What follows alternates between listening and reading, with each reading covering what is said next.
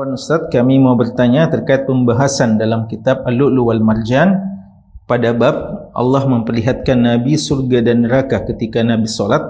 Disebutkan bahawa Asma mendatangi Aisyah saat ia solat, bertanya kepada Aisyah apa yang ia lakukan. Maka Aisyah menjawab dengan menunjuk bulan mengisyaratkan solat gerhana. Pertanyaan kami, apa hukumnya berbicara atau bertanya kepada orang yang sedang solat, dan pada kondisi apa seseorang bisa bertanya kepada orang yang sedang solat? Dan yang kedua, hal-hal apa saja yang membolehkan orang bergerak ketika solat, dan sampai sejauh mana batas seseorang bisa bergerak namun tidak membatalkan solatnya?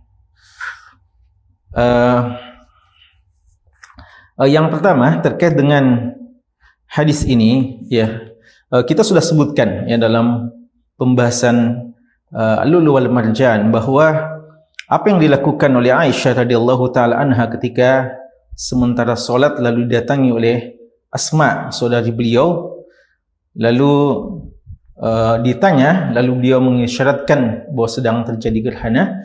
Ini kata ulama kita karena Asma radhiyallahu taala anha belum mengetahui sebelumnya bahawa Aisyah radhiyallahu taala sementara melaksanakan solat gerhana. Karena hal itu belum diketahui sebelumnya solat tersebut, sehingga Asma tidak mengetahui apa yang sedang dilakukan oleh Aisyah radhiyallahu taala anha.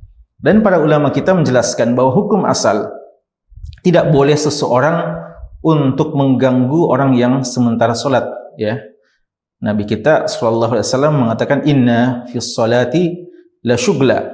Dalam solat itu ada kesibukan, dan seseorang yang solat diperintahkan untuk khusyuk sekemampuannya. Maka tidak boleh seseorang yang sementara solat diganggu. Bahkan Nabi kita sallallahu alaihi wasallam pernah melarang orang yang saling mengganggu dengan bacaan mereka. Kalau ada orang yang sementara solat lalu saling ribut mengganggu dengan bacaan, solat sunnah umpamanya, yang satunya membaca dan satunya lagi membaca, seumpama dalam satu tempat yang kecil, masjid yang kecil, lalu masing-masing bangun solat lail umpamanya, tahajud, lalu masing-masing mengangkat suara, saling mengganggu. Dalam kondisi seperti itu dinasihatkan untuk kumpul saja, dan lebih bagus solat lail berjamaah dibandingkan masing-masing solat lalu saling mengganggu, atau masing-masing merendahkan suaranya.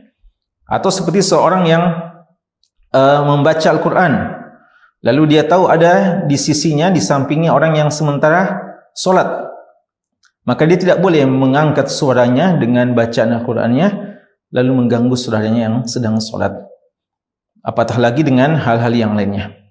Karena itu hukum asal tidak kita dibenarkan, kita tidak dibenarkan untuk melakukan hal tersebut, kecuali jika ada seseorang yang tanpa tahu, ada orang yang sementara solat di rumah, lalu dia mengetuk-ngetuk pintu, dia tidak tahu bahwasanya tuan rumah sedang solat, lalu atau dia masuk ke dalam rumahnya lalu dia mengucapkan salam padahal yang ada dalam rumah sementara solat. Hal itu diberikan toleransi karena dia tidak mengetahuinya. Adapun kalau ditanya gerakan-gerakan apa yang membolehkan seorang solat, ulama kita membagi harakat dalam solat itu paling tidak menjadi 5, sesuai dengan hukum-hukum taklifi. Ada harakat yang al-wajibah, ada gerakan-gerakan yang wajib. Gerakan-gerakan yang wajib ini adalah gerakan-gerakan yang memang diwajibkan untuk dilakukan, gerakan-gerakan solat yang memang hukumnya wajib, rukuknya, sujudnya, dan gerakan-gerakan yang lainnya yang dihukumi oleh para ulama kita sebagai gerakan yang wajib.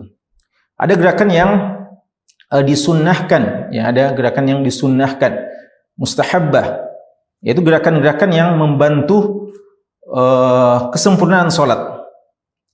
Sumpama seorang yang solat lalu salat berjamaah umpamanya, lalu ada tiba-tiba salah seorang jamaah yang pergi karena batal wudunya, lalu ada tempat yang lowong, kita bergeser untuk menyempurnakan.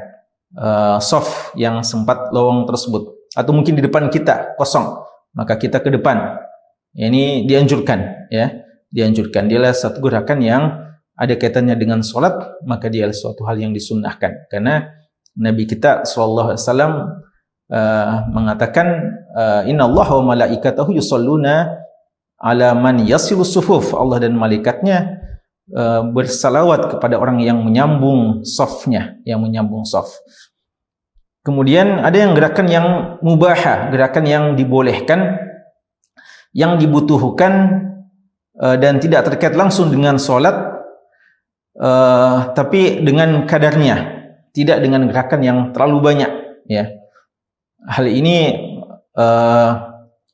seperti apa yang pernah dilakukan oleh Nabi SAW ketika beliau menggendong Umamah umpamanya, ya, cucu beliau. Ini dalam keadaan hajat, ada kebutuhan, ya, beliau menggendong sang cucu tersebut, dan juga untuk menjelaskan bahwa dalam keadaan-keadaan yang dibutuhkan, maka dibenarkan selama gerakannya tidak terlalu banyak. Dan ada yang dikatakan yang makruh, ya, seorang yang bergerak pada hal-hal yang tidak dibutuhkan walaupun tidak terlalu banyak, ya. Kadang seseorang sebagian kadang dia tidak ada sesuatu yang dia perlu lakukan, tapi mungkin dia kurang sabaran dalam solat, sehingga sedikit-sedikit dia menggaruk kepalanya umpamanya, atau menggoyang-goyangkan tangannya, dan kadang melakukan hal-hal yang sebenarnya seandainya dia tidak solat, dia tidak melakukan hal seperti itu. Namun mungkin karena dia tidak kurang khusyuk dalam solat, atau tidak menta'zim solat, tidak mengagungkan solat sebagaimana mestinya, maka dia lakukan hal tersebut.